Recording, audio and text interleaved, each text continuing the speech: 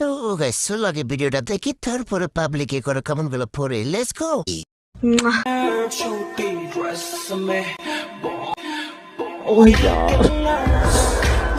कितनी औसम है। প্রথমে দিশা বাবা এক পাপি আমি।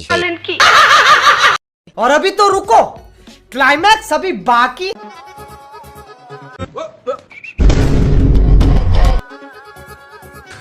तू समझा? हाँ। नहीं तू समझा नहीं। यदि আসলে একটা মাল রে। तो चलिए शुरू करते हैं। প্রথমে দিশা ভাবলাম, তারপর দেখি ফল বড় নিষিদ্ধ হলাম অন্যকে হবে। দিশার জমজ বোন পাওয়া গেছে। 150 रुपया देगा। ওফ যদি পাইতাম।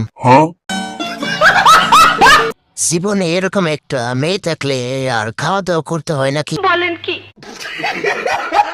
কে কে কম্বলের নিচ থেকে ভিডিওটা দেখতেছো হাত তোলো।